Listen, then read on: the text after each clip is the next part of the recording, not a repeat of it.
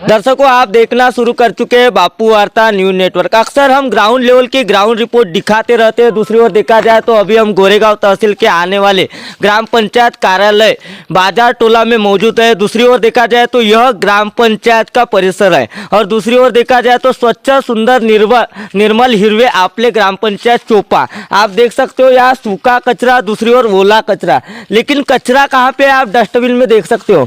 कचरे की जगह कचरे में रहनी चाहिए, लेकिन यहाँ तो उल्टा हो रहा है। मैं आपको दिखाने का प्रयास करूंगा कि कचरा किस तरीके से इस ग्राम पंचायत में, ग्राम पंचायत का पटांगण ही स्वच्छ नहीं है तो दूसरी ओर गांव कैसे स्वच्छ रहेगा। यहाँ पे सबसे बड़ा सवाल खड़ा हो रहा है। दूसरी ओर देश के पंतप्रधान श्री माननीय नरेंद्र जी मोदी गांव गांव तक के ग्राम परिसर स्वच्छ भारत मिशन योजना अंतर्गत कई उपक्रम गांव में लाते हैं, लेकिन यह उपक्रम का कोई फायदा नहीं। ऐसी ये ग्राम पंचायत कार्यालय चोपा की स्थिति है। दूसरी ओर देखा जाए तो मैं आपको दिखाने का प्रयास करूंगा कि सामने में पीएससी है, तो दूसरी ओर यहाँ पे हमें कुछ दिखाई दे रहा है, आपको दिखाने का प्रयास करूंगा। देख सकते हो आप, यहाँ पे कुछ इस तरीके से दारू की बोतलें मौजूद है। आप देख सकते हो, मैं आपको वीडियो में दिखाने का प्रयास करूंगा। इसी तरीके का एक मामला मैंने गोरेगांव पंचायत समिति के कार्यालय में उठाया था कि अवैध इंग्लिश के दारू की बोतलें कहाँ से आई, ये सवाल खड़ा कर दिया था। कहीं ना कहीं प्रशासन की आंख खुली और आंख खुलने के बाद में प्रशासन ने यह मामले को गंभीरता से लिया, लेकिन यहाँ तो कचरा ही कचरा और कचरे का भंडार ही छाया। आप देख सकते हो किस तरीके से ग्राम पंचायत कार्यालय का परिसर है, काफी साफ सुथरा दिख रहा है। आपको वीडियो में दिखाई दे रहा होगा, जिस तरीके से आपको मैं दिखाने का प्रयास करूंगा, इतना साफ सुथरा ग्राम पंचायत कार्यालय कहीं नहीं देखा। संबंधित अधिकारियों के ऊपर सवाल खड़े हो रहे। दर्शकों, दूसरी ओर देखा जाए तो भगवान के ऊपर कहीं ना कहीं हमारा देश हिंदूवादी देश है, हिंदू राष्ट्र बनाएंगे ऐसी भी चर्चा चलती है, लेकिन यहाँ पे देखो आप, भगवान के ऊपर ही अत्याचार हो रहा है। इस तरीके से कचरे का भंडार छाया हुआ है। आप अगल बगल देख सकते हो किस तरीके से कचरे की स्थिति यहाँ मौजूद है। कोई कार्यालय में साफ सफाई नहीं, कुछ भी नहीं, इस तरीके का यहाँ माहौल खड़ा है। मैं आपको दूसरा एक और मामला यहाँ का इंटरेस्टिंग दिखाने जा रहा हूँ, जो कि ग्राम पंचायत कार्यालय चोपा का मामला है। यहाँ कुछ युवाओं ने जो है 23 युवाओं ने परिचर पद भर्ती को लेकर शिकायत दर्ज की है। यहाँ के जिलाधिकारी, तहसीलदार महोदय, खंड विकास अधिकारी, संबंधित अधिकारियों तक के शिकायत दर्ज की है कि हम 23 युवाओं का क्या आने वाला हमारा भविष्य कैसा रहेगा।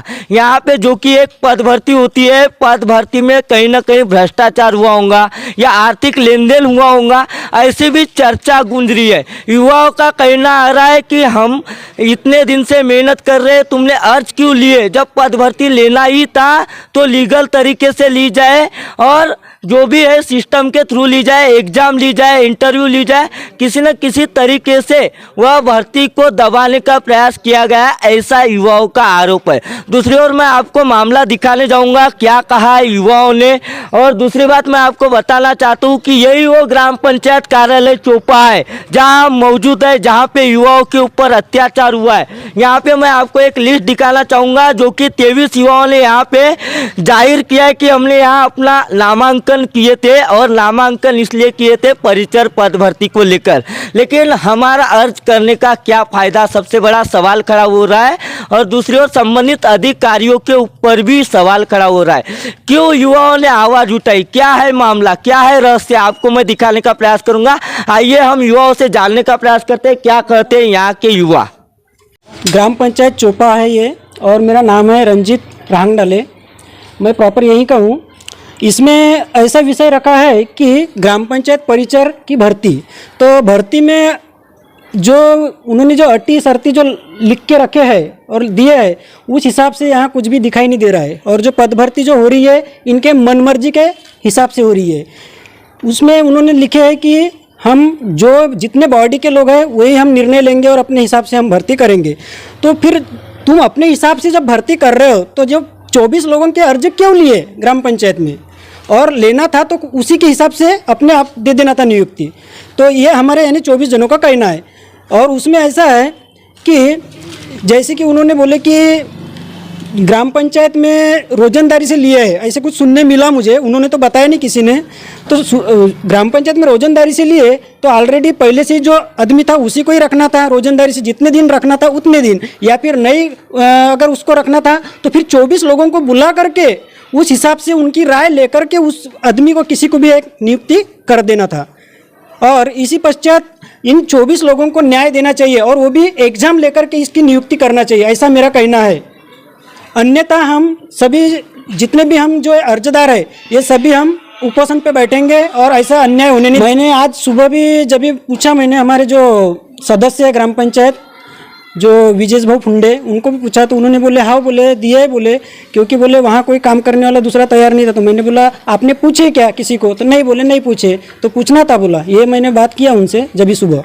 तो दरअसल अभी क्या जिस तरीके से आप बता रहे हो कि पद भर्ती हुई है, पद भर्ती जब अगर गांव में हुई है तो एग्जाम वगैरह कुछ तो होना चाहिए था। होना चाहिए बिल्कुल, और वही भी कम से कम प्रोसीजर में लगा है। 4 महीने से ज़्यादा हो गए जब इन्होंने अर्ज जाहिरात निकाले अर्ज की, तो लेकिन आज भी उसके ऊपर कुछ भी एक्शन नहीं लिए और अपने मनमर्जी से इन्होंने उसको नियुक्ति दी है। मतलब आपका दरअसल कहना आ रहा है कि ग्राम पंचायत के पदाधिकारी तथा अधिकारी ने मिलकर अपनी मनमर्जी चला के यहाँ बिल्कुल बिल्कुल सही है। परिचर पद भर्ती जो है वो की है उन्होंने अपने मनमर्जी से ही की है। हमारे 24 लोगों को, जो 24 लोग हैं उनमें से एक भी लोग का यानी उसने किसी ने भी एक राय नहीं ली है। हमें पूछना था। क्या लगता है आपको, कहीं राजनीतिक दबाव या कुछ ऐसा? मुझे तो लगता है राजनीतिक दबाव तो हो सकता है, उनका कुछ स्नेह संबंध होगा उस व्यक्ति से, या फिर किसी से कुछ आर्थिक हो सकता है लेन देन, या फिर कुछ बहुत कुछ, यानी उसमें अब कुछ कहा नहीं जाता जब तक कि कुछ एक्सक्लूसिव ओपन नहीं होता।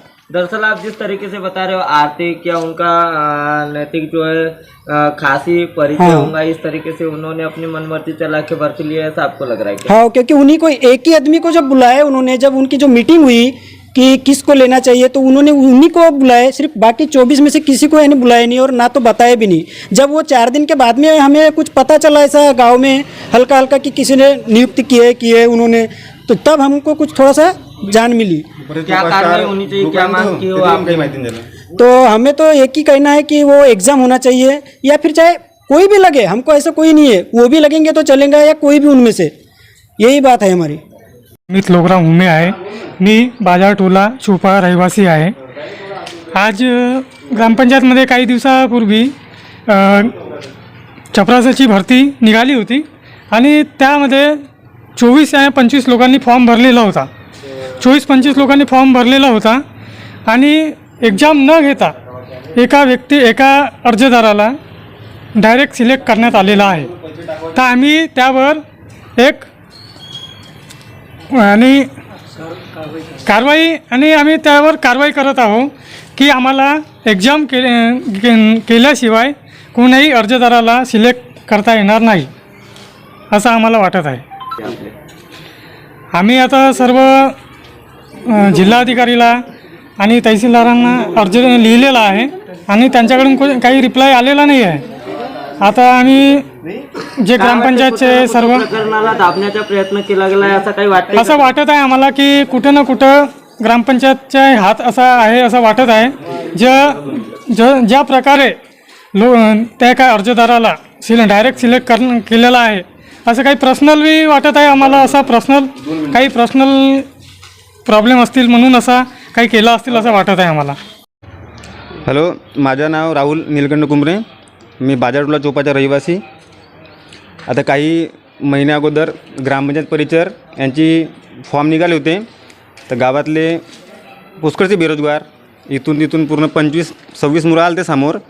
यांनी सर्वांनी फॉर्म भरून आपापले मत मांडले होते आपले क्वालिफिकेशन देऊन सरी। पण आता सर्वांची इच्छा होती का एक्झाम झाल्या पाहिजे, आपण एक्झाम देऊन काहीतरी अभ्यास करू, गावात आपण एक्झाम देऊन तरी ते पेपर घेऊन तरी आपण नोकरी करू, असे बेरोजगार लोकांची म्हणजे इच्छा होती। पण काहीतरी राजनीतिक कारणास्तव या मग स्वतःचे विचार यांना आपल्या मांडून सरी फक्त आपल्याच कॅन्डिडेटले या मग स्वतः आपल्या मर्जीने एका मुलाला घेऊन सरी तो निर्णय घेतला। तर बाकीची मुलं सबची इच्छा आहे का एक्झाम झाल्या पाहिजे, जो पण अभ्यास करेल छोटा मोठा, जो पण काही करून राहिला तर आपल्या मतानं करेल, तो त्याच्या मतानं नाही होईल, आपण पेपर घेऊ, जो पण मुलगा पास होईल तो हे काम करेल, हे सर्वांची मत आहे। मग तो कोणीच मुलगा लागो, तो ST राहे का OBC राहे का ओपन राहे, हे सर्वांची इच्छा आहे येथे मिन सैयद है, मैं चोपड़ा से हूँ। मैं भी अलग डालता और मेरे को भी अन्याय हुआ है, मेरे साथ भी एग्ज़ाम नहीं हुई है और हम चाहते हैं एग्ज़ाम हो करके। मैं चौपाच रहता हूँ, यहाँ का हूँ। मैंने भी फॉर्म डाला हूँ, लेकिन फॉर्म डालने के पहले इन्होंने जो जाहिरात निकाले थे उस पर लिखा था कि जो ज़्यादा पढ़ा लिखा है उसी को लगाएंगे, ऐसा था इनका विचार। लेकिन इन्होंने क्या किए हैं, न एग्ज़ाम लिए न कुछ लिए, डायरेक्ट इन्होंने अपनी क्या बोलते ग्राम पंचायत में मासिक मीटिंग लिए, उसमें वो जो लड़का लगा है उसको डायरेक्ट इन्होंने ठहराव दिए और उसकी नियुक्ति कर दिए है।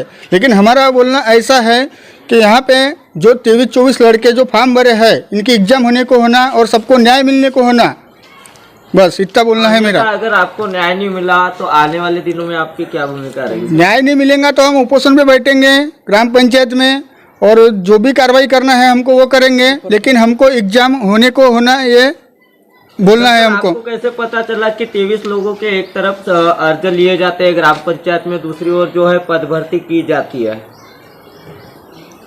अभी बीच में हुई ना उनकी अभी उन्होंने मासिक में सभा ली है अपनी, उसमें उसको जो लड़के को लगा है डायरेक्ट उन्होंने ठहराव देके लगा दिया और बोलते हैं कि हमने रोजंदारी पे लगा है। ठीक है, बोलना मेरा कि रोजंदारी पे लगाए तुमने, लेकिन जितनों ने अपने फॉर्म भरे थे सबको बुलाना था और पूछना था, उसके बाद में उसको ठहराव देना था और लगाना था। इस प्रकरण संदर्भ में आपने कहाँ शिकायत दर्ज की हो? हमने BDO साहब को दिए हैं, जिला अधिकारी को दिए हैं, तहसीलदार को देंगे और गोरेगांव पंचायत समिति सभापति को देंगे और गट विकास अधिकारी को देंगे। दर्शकों, आपने देखा किस तरीके से कचरे का भंडार ग्राम पंचायत कार्यालय चोपा के पटांगण में था।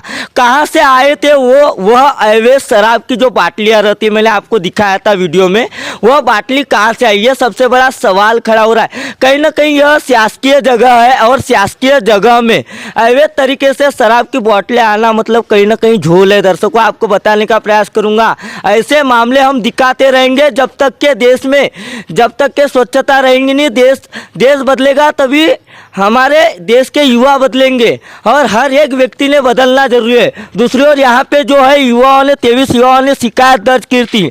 यहाँ के संबंधित जो अधिकारी है उन लोगों से कहीं ना कहीं न्याय की गुहार लगाई जा रही है। अब मैं आपको बताने का प्रयास करूँगा कि 23 युवाओं का मामला यह रपा दपा होकर सवालों के घेरे में तो नहीं आएगा, कहीं ना कहीं पद भर्ती होंगी या नहीं, ये सबसे बड़ा सवाल खड़ा है। और दूसरी ओर उन्होंने एक बात ऐसी भी बताई कि रोजंदारी पे लिए होंगे। अब रोजंदारी पे यदि लिए होंगे तो कुछ ना कुछ उन्हें बताया जाए कि रोजंदारी पे हमने लिए, किस तरीके से लिए।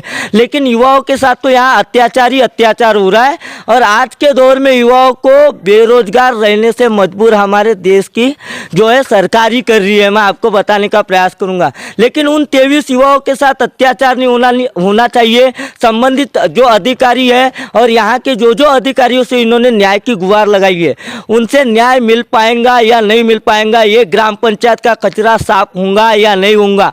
यहाँ पे जिस तरीके से अवैध तरीके से जो शराब की खाली बोतलें पाई गई है, वह बोतलें कहाँ से आई, इसका पता लग पाएगा या नहीं पाएगा, ये भी बात सामने आ रही है। दर्शकों, तो ऐसी खबर देखने के लिए बापू वार्ता न्यूज़ नेटवर्क को सब्सक्राइब कीजिए, बेल आइकन पर प्रेस कीजिए। गोंदिया से देवेंद्र दमाए।